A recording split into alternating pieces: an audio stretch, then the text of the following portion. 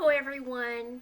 It is cloudy and in the 40s here in Middle Tennessee today, and we are going to be reading chapter 12 from the Mountain of Spices, Mountains of Spices, and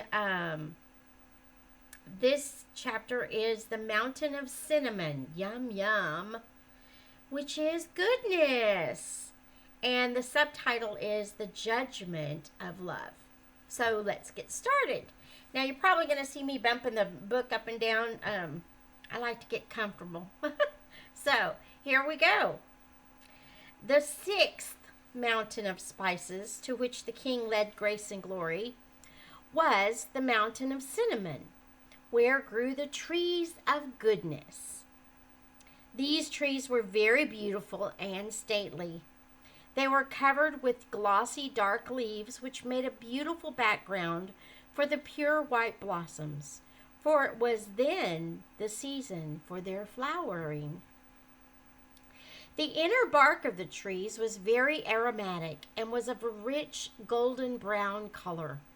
This inner bark was stripped off the trees at certain seasons of the year, and from it was obtained the spice of goodness, which the citizens of the high places loved to carry about with them, concealed in their garments.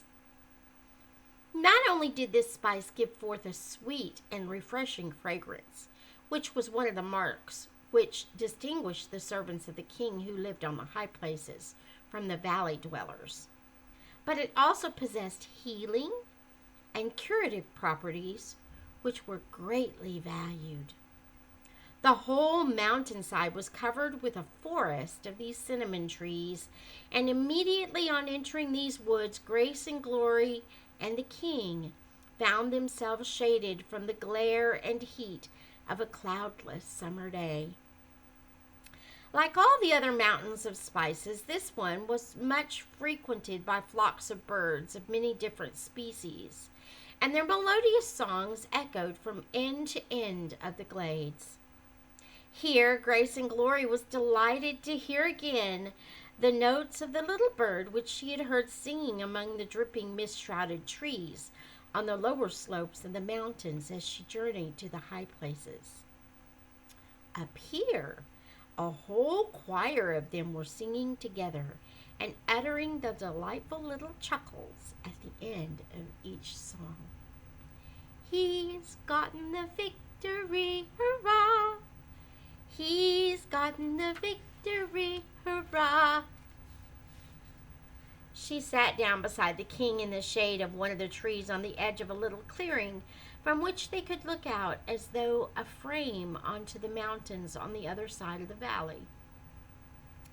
The sun shone on peaks of dazzlingly white snow, which clothed the higher places as with bridal garments, and from somewhere just below them a number of voices began to sing.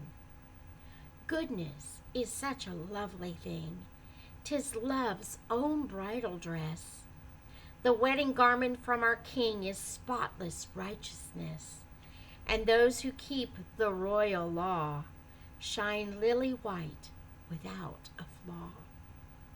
O happy holy ones, each day their cup filled to the brim, love's table spread for them they may, as God's guests, feast with him. Their happy faces shine with bliss, with joy from him, and one with his. Goodness is perfect harmony, the flawless form of grace, the golden mirror where we see reflections of love's face. Goodness is wrong changed and put right, 'tis darkness swallowed up in light. When the words of the song ended, all the little birds broke out again together in a burst of joyous little chuckles, as of happy laughter. As she listened to them, Grace and Glory was so forcibly reminded of the time which she had spent with the king in the place of anointing before she went up to the grave on the mountains and to the altar of sacrifice, that she turned and looked up into his face, both gratefully and wonderingly, remembering the strange way in which he had led her along a path which had often seemed too bewildering and difficult to be possible. The king turned his face to her and said, as though in answer to the look of mute wonder on her face, "Did you think it was a very terrible path, Grace and Glory? Did you think it very strange that after dealing so gently and lovingly with you all the way up to that place, I should lead you by such a strange and bitter path afterwards?" She said nothing, only laid her hand in his and gave a little nod. "What did you say to yourself when the path led you to the bitter spring of Marah?"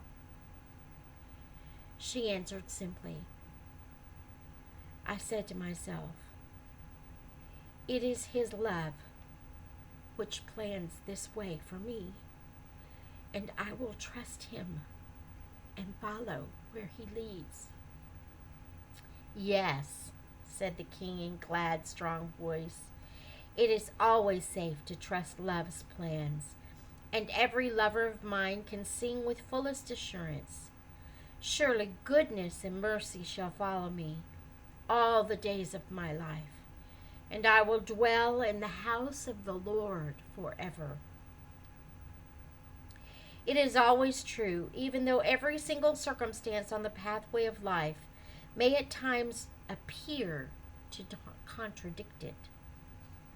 For love himself is the judge, and who knows perfectly well what is needed next in the experience of every one of his creatures in order to bring them into a fuller experience of his goodness and his love. It is true for those who are already following him, and just as true for those who are still fleeing from him.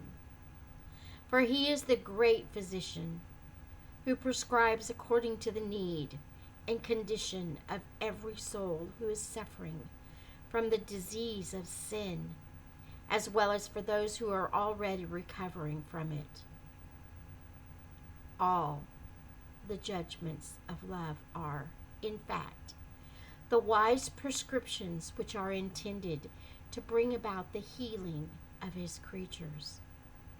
It is the goodness of love, for he woundeth, and his hands make whole. The woods of cinnamon trees had grown very still while the king was speaking. Not a breath of wind stirred among the branches. Not a leaf moved.